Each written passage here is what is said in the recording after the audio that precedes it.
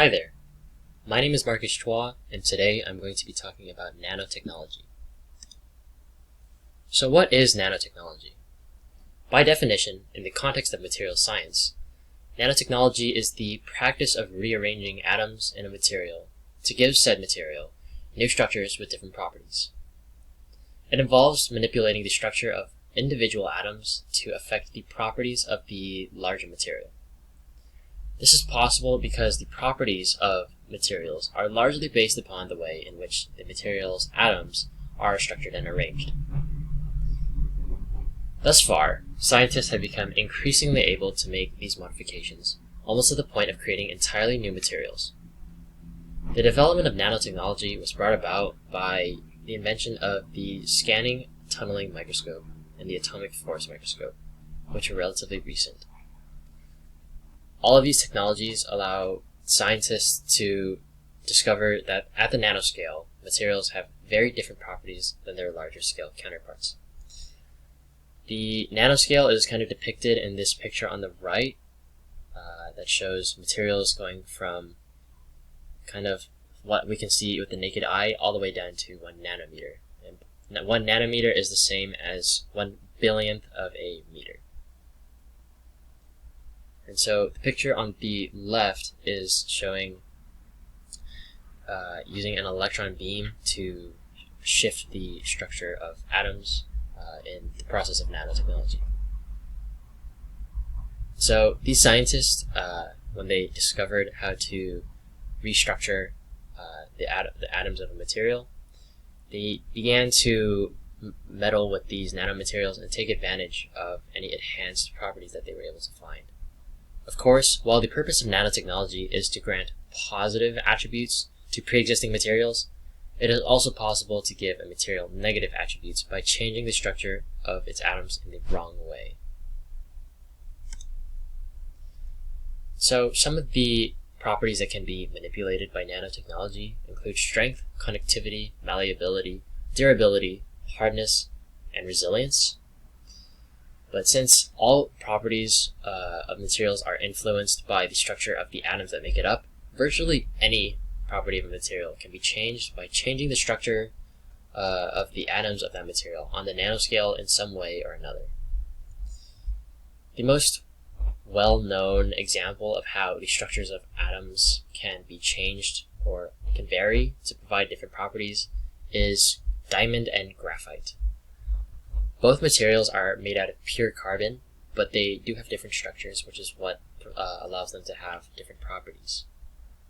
Diamond's carbon atoms are structured in a tetrahedral shape, which allows it to be harder and more resistant to force and tougher, and also a better conductor.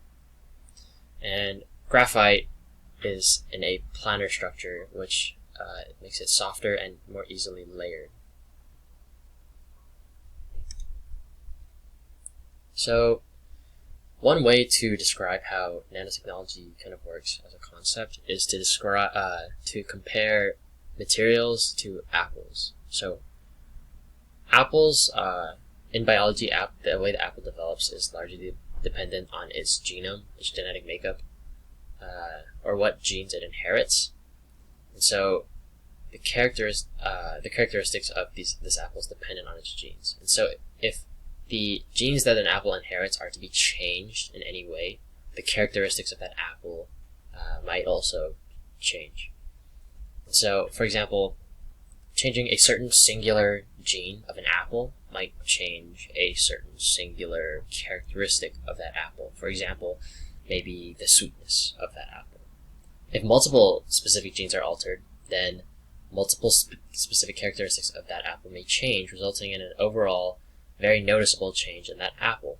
For example, changing multiple genes might make the resulting apple larger, bitter, yellow, maybe have a longer shelf life. Additionally, scientists are capable of modifying an apple's genes with the goal of giving these new apples favorable or improved or beneficial properties. So similarly, material scientists can use neuroscience to edit the properties of materials. So While the apple's characteristics are dependent on genes, the material's characteristics are dependent on the structure of its atoms. Altering a small singular aspect of the structure of these atoms will likely alter a proportionally single property of the larger overall material. Altering multiple aspects of the atoms, the structure of the atoms in combination, has the potential to alter numerous material properties of that overall larger material. Like the scientists that practice genetic modification, material scientists will also practice nanotechnology in hopes of altering the properties of a material to be beneficial in some way. So the picture at the bottom is an image of how scientists would genetically modify a apple to become from the individual apple. They would change the gene, and it would go through genetic modification to become and change to have a apple with a changed property. So what can nanotechnology be used for? It's actually used to make a variety of objects with improved properties, and some of these objects can be seen in the world around us. These include solar panels, liquid glass, durable tennis rackets, advanced medicine, clothes that don't retain odor after use, tires that grip the road better, electrical conducting sheets, just to name a few. So solar panels, as depicted in the picture on the top left, are made from cutting silicon blocks into very, very thin sheets, and then putting billions of nano-sized holes into these sheets so that they can retain as much light as possible to convert into energy. Durable tennis rackets can be made by engineering carbon nanotubes into the frames of these rackets. And so this allows the tennis player to have a greater amount of control and power over the ball, as well as adding more stiffness and strength to the tennis racket itself. Also, liquid glass is a material made from silicon dioxide, and it's a solution of nanoparticles that, when applied to like an object, it can act as a protective layer that will provide water repellency, corrosion prevention, scratch prevention, UV protection, and even more. So it's commonly used as a screen protector. And also the picture on the top right is a picture of extremely durable glass, which is also a product of nanotechnology, as you can change the structure of atoms in glass to make it even stronger. And then the picture on the bottom is a picture of kind of engineered nano bots, I guess, that enhance medicine and allow them to pass through the body and enter the body without getting attacked and killed by the body's immune system. And so the last example that I put, the electrical conducting sheets, might be of particular relevance because when they're engineered properly, they have the potential to revolutionize very, very small electronic devices. And so these sheets are engineered to be nearly as thin as graphene, which is the thinnest material in the world. So these electrical conducting sheets can provide advances in electronic devices that we use every day.